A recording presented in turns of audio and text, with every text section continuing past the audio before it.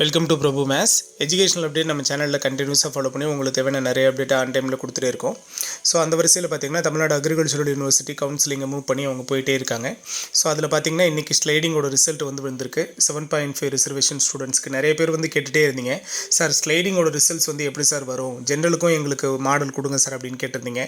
இதே போல் தான் உங்களுக்கு ஜென்ரல்லையும் ஸ்லைடிங் அப்ளை பண்ணிங்கன்னா உங்களுக்கான ப்ராசஸ் வரும், உங்களுக்கான அலாட்மெண்ட் லெட்டர் வரும். சரிங்களா, இது நம்மளோட சப்ஸ்கிரைபர் ஒருத்தருக்கு வந்தது தான் அலாட்மெண்ட்டு. சரிங்களா, 7.5ல் அவர் ஃபஸ்ட் ரவுண்ட் அட்டன் பண்ணிவிட்டு ஸ்லைடிங் கொடுத்துட்டு வந்துட்டு ஸோ அதுக்கான அலாட்மெண்ட் வந்திருக்கு. இதை நம்ம வாட்ஸ்அப் குரூப்பில் ஷேர் பண்ணியிருந்தார்.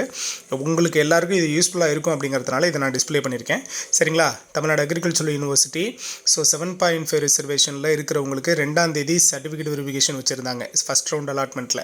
சரியா, 2ஆம் தேதி போனவங்க ஸ்லைடிங் கொடுத்துட்டு வந்தவங்களுக்கு, அதாவது நேற்றுக்கு ஸ்லைடிங் கொடுத்துட்டு வந்தவங்களுக்கு இன்றைக்கி ரிசல்ட் வந்திருக்கு. சரிங்களா, அதில் பார்த்தீங்க அப்படின்னா உங்களுக்கு கிளியர் கட்டாக அவங்களோட அப்ளிகேஷன் நம்பர், என்ன கோட்டா, என்ன கம்யூனிட்டி எல்லாமே சொல்லிவிட்டு ஸோ அடுத்து கீழே பார்த்தீங்கன்னா ஃபஸ்ட்டில் அவங்களுக்கு ஃபஸ்ட் அலோகேஷன் பார்த்தீங்கன்னா b.sc horns agricultural and research institute மதுரையில் கிடச்சிருக்கு. அதாவது 29ஆம் தேதி அவங்களுக்கு அலாட்டான சீட்டு, விச் மீன்ஸ் 30ஆம் தேதி சீட் அலாட்மெண்ட்னு சொன்னாங்க. இவங்களுக்கு 29ஆம் தேதி அவங்களுக்கு டேட் போட்டிருக்காங்க. சரிங்களா, ஸோ ஃபஸ்ட் ரவுண்டில் அவங்களுக்கு கிடைச்ச காலேஜ் பார்த்திங்கன்னா மதுரை காலேஜ் கிடச்சிது அக்ரிகல்ச்சரல் அண்டு ரிசர்ச் இன்ஸ்டியூட்டில்.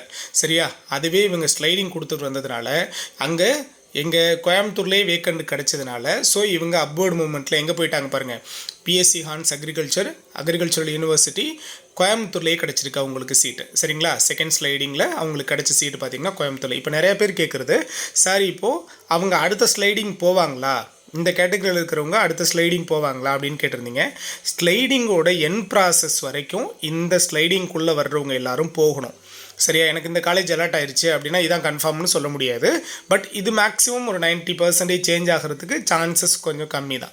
சரிங்களா, ஸோ சேஞ்ச் ஆகிறதுக்கு சான்ஸ் ஸ்லைடிங்கோட என் ப்ராசஸ் வரைக்கும் அவங்க மூவ் ஆகணும். ஸோ ஸ்லைடிங் ப்ராசஸ் எப்போ முடியுதோ, ஸ்லைடிங்கோட ரிசல்ட் எப்போ முடியுதோ அது அன்னைக்கு அலாட் ஆகிறதா உங்களுக்கு காலேஜ். நீங்கள் ஸ்லைடிங்கை இடையில நிறுத்த முடியாதுன்னு கிளியர் கட்டாக அவங்க மென்ஷன் பண்ணியிருக்காங்க.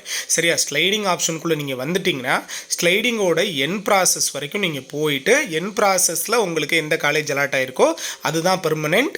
ஸோ இடையில ஒரு காலேஜ் அலாட் ஆச்சு, இப்போ எனக்கு கடைசியில் மாறிடுச்சு சார், நான் மறுபடியும் எனக்கு அலாட் ஆன காலேஜுக்கு நான் போகிறேன்னா கண்டிப்பாக முடியாது. ஃபைனலைஸாக, அதாவது அந்த ஸ்லைடிங்கோட ப்ராசஸ் எப்போ முடியுதோ அன்னைக்கு உங்களுக்கு என்ன காலேஜ் அலாட் ஆகிருக்கோ அதுதான் பெர்மனெண்ட். மேக்ஸிமம் ஃபஸ்ட்டு ஸ்லைடிங்கில் உங்களுக்கு கிடைக்கிறது அதிகபட்சம் பாசிபிளாக தான் இருக்கும். சரிங்களா, அதில் சேஞ்ச் ஓருங்கிறது வரதுக்கு சான்சஸ் ரொம்ப ரொம்ப கம்மி தான். சரியா, இப்போ இவர் மதுரை கிடச்சது கோயம்புத்தூர் போயிடுறாரு. அப்படிங்கிறப்போ இப்போ வேறு யாரும், சரிங்களா, மதுரை இன்கேஸ் திருச்சி கிடச்சவங்க மதுரை அவங்களுக்கு மேல் அப்வர்ட் மூவ்மெண்ட்டில் கொடுத்துருந்தாங்க அப்படின்னா அந்த சீட்டுக்கு அவங்க வந்துடுவாங்க. ஸ்லைடிங் கொடுத்துருந்தா திருச்சி கிடச்சிருந்து மதுரை அவங்க அப்வர்ட் மூவ்மெண்ட்டில் கொடுத்துருந்தாங்க அப்படின்னா அவங்களுக்கு மதுரை கிடச்சிருக்கும். ஸோ இந்த ஒரு செயின் ப்ராசஸ் தான் இது. ஸ்லைடிங்கோட எண்டு வரைக்கும் இந்த ப்ராசஸ்க்கு நீங்கள் போகணும். சரியா, அந்த ஸ்லைடிங்கோட லாஸ்ட் அலாட்மெண்ட் வரைக்கும் அவங்க உட்படுத்தப்படுவாங்க.